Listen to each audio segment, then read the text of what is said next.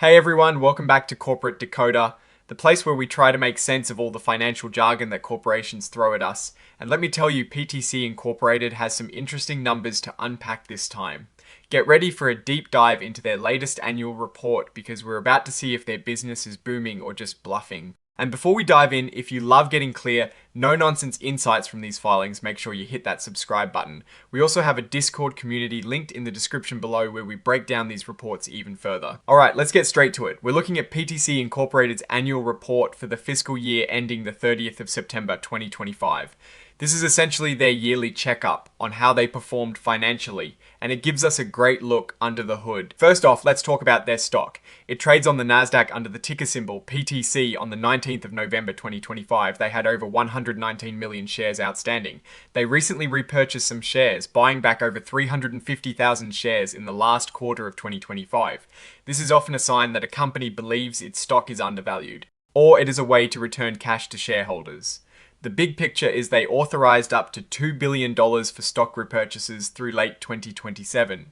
This signals a strong confidence in their own business prospects and a commitment to boosting shareholder value. Now for the juicy part, the financials, their annual run rate or AR grew by a solid 10%. This AR is basically the annualized value of all their active subscription contracts. Think of it as a very reliable picture of their ongoing revenue. And this growth is even higher when you strip out currency fluctuations, showing a healthy underlying business. Their total revenue jumped a significant 19%. Revenue from their core software business really drove this, showing a 21% increase. This is fantastic news, reflecting that customers are buying more of their software. Breaking that down further, their PLM or Product Lifecycle Management software saw a 23% revenue jump. This suite of products helps companies manage their product development from start to finish. Their CAD software used for computer-aided design also grew by 19%. This shows both core areas of their business are performing strongly. And what about profitability? Their gross margin, which is how much money they have left after paying for the direct costs of selling their products, is a healthy 84%. This is a great indicator of their pricing power and efficiency. The non-GAAP gross margin, which is a bit like looking behind the curtain at their core operational profitability, is even higher at 86%.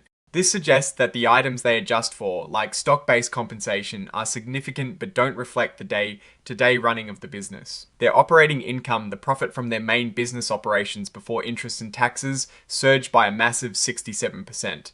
This is outstanding growth and shows they are not only selling more but also managing their expenses effectively. The non-GAAP operating income, which is a more purified view of their operational profit, also shows a 46% increase. This significant jump indicates strong operational leverage, meaning as revenue grows, profits grow even faster. And the bottom line, diluted earnings per S-share, also known as EPS, shot up by 95% from the previous year.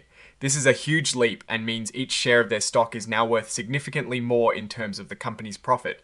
This is the kind of number investors love to see. Looking at cash flow, which is super important for any business, they generated a very healthy $867.7 million from their operations.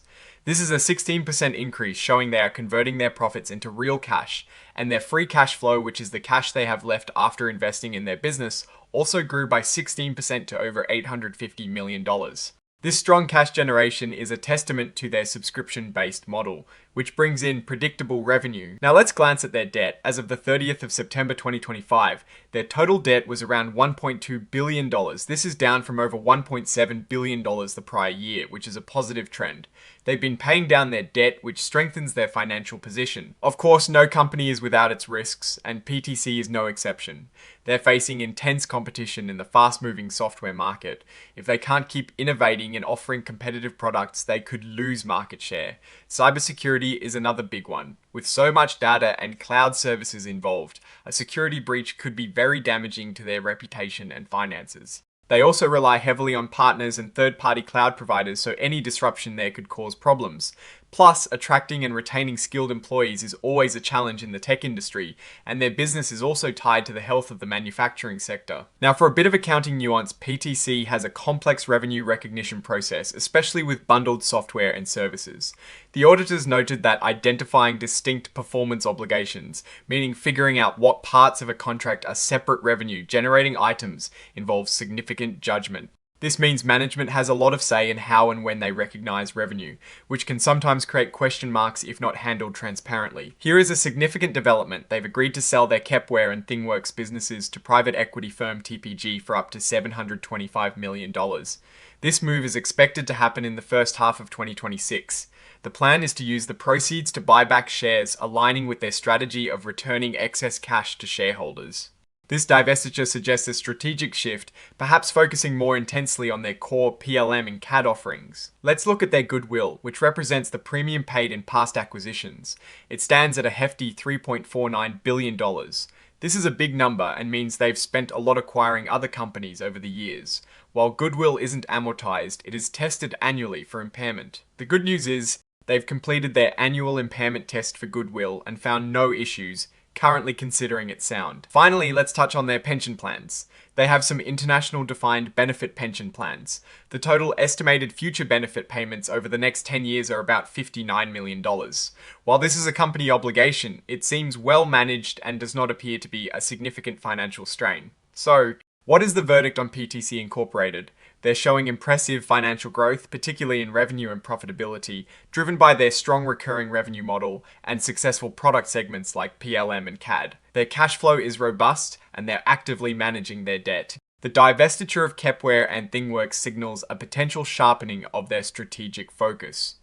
While they face typical industry risks like competition and cybersecurity threats, their solid financial performance suggests they are navigating these challenges effectively. The auditors did flag some complexities in revenue recognition, which is something to keep an eye on, but overall, the numbers paint a picture of a healthy and growing company.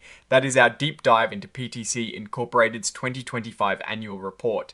What do you think about their financial performance and strategic moves?